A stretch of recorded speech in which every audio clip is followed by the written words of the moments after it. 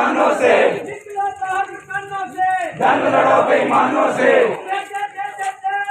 जय भीम जय भीम जय भीम जय भीम। अमर रहे अमर रहे अमर रहे। फांसी दो फांसी दो फांसी दो फांसी दो। जंग लड़ो बेईमानों से, जंग लड़ो बेईमानों से।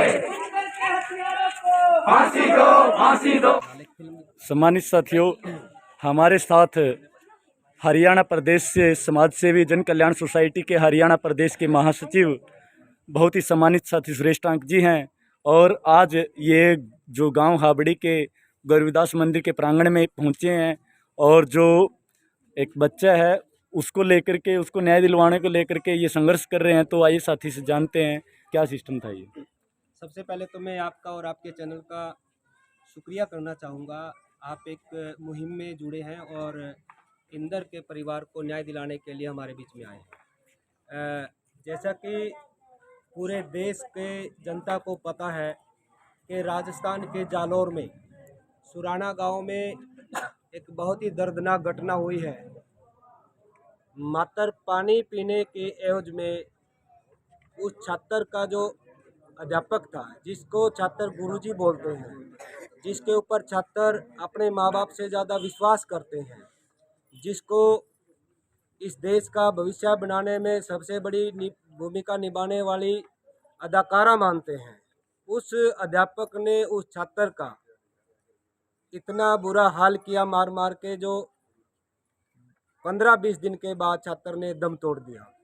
इस घटना से आहत तमाम सामाजिक संगठन और गांव स्तर पर जो ग्रामीण लोग हैं पूरे भारत में आक्रोशित हैं।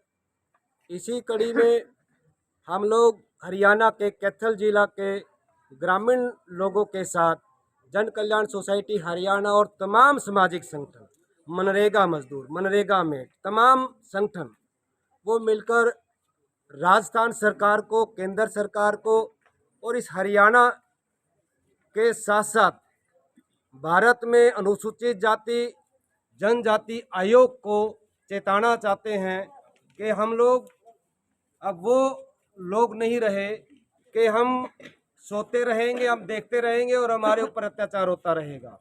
हम लोग राजस्थान सरकार के साथ साथ केंद्र सरकार को बताना चाहते हैं कि समय रहते हमारे लोगों की सुरक्षा की जाए, इस गरीब वर्ग की सुरक्षा की जाए। दोबारा से ऐसी घटना ना हो, किसी इंदर को अपनी जान से हाथ धोना पड़े। ये देश भूला नहीं है रोहित वेमुला को। आज देश में वो सारी बातें याद आ रही हैं। रोहित वेमुला को हैदराबाद यूनिवर्सिटी से निकाला गया, उसको प्रताड़ित किया गया। ऐसा साथी जो भारत का वैज्ञानिक बनना चाहता था, उसने अपनी जान से हाथ धोना पड़ा। आज इंदर मेघवाल उस रोहित वेमुला की याद करा रहा है और इस देश को याद करा रहा है। ये देश इंदर मेघवाल के पक्ष में खड़ा है और वो न्याय की गुहार लगा रहा है कि इंदर मेघवाल के परिजनों को न्याय दिया जाए। क्योंकि आप देख सकते हैं, इंदर कुमार का जो परिवार है वो राजस्थान सरकार से जब न्याय मांगने गया तो राजस्थान सरकार ने पुलिस को आगे करके पुलिस के बल पर उस परिवार को लाठी चार्ज के दबाव से वहाँ से हाँकने का काम किया, मारपीट करने का काम किया। हम हरियाणा सरकार के साथ साथ राजस्थान सरकार को, केंद्र सरकार को बताना चाहते हैं कि सभी प्रदेशों की सरकारें अपने अपने स्तर पर केंद्र सरकार को पत्र लिखें। और सभी से मेरा निवेदन है, जितने भी संगठन भूमि धरातल पर जो काम कर रहे हैं, ग्रामीण क्षेत्र में काम कर रहे हैं, वो भी अपने अपने ज्ञापन केंद्र सरकार को भेजें ताकि इंदर मेघवाल के परिवार को न्याय मिल सके।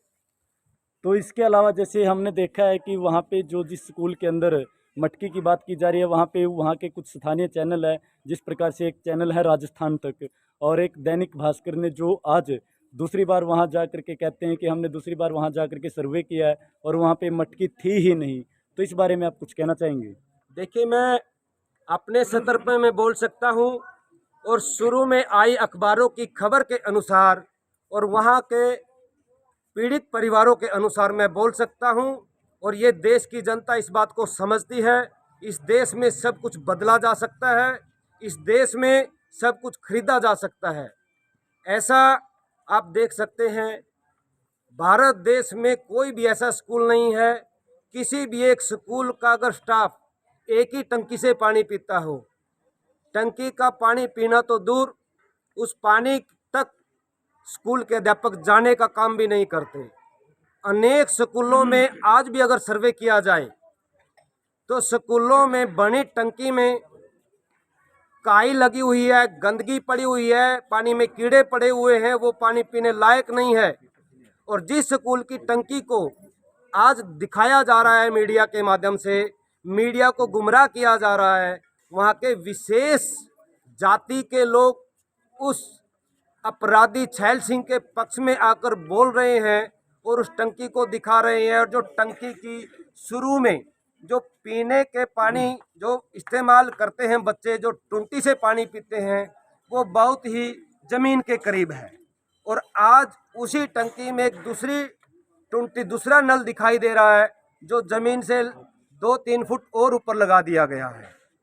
तो आप समझ सकते हैं इस बात को कि बदला ज़रूर गया है। हमें पूरा शक है कि मटकी को भी वहाँ से हटाया गया है, उसकी बात को हटाया गया है, और कुछ ऐसे बच्चों को सामने मीडिया के सामने लेके आया जा रहा है जिसको प्री प्लान के तहत बच्चों को पहले पढ़ाया जा रहा है। और वो बच्चे और अध्यापक वो आके मीडिया के सामने बोल रहे हैं कि मटकी नाम की चीज़ यहाँ थी नहीं, मटकी का कभी इस्तेमाल किया ही नहीं गया, लेकिन हम नहीं मानते।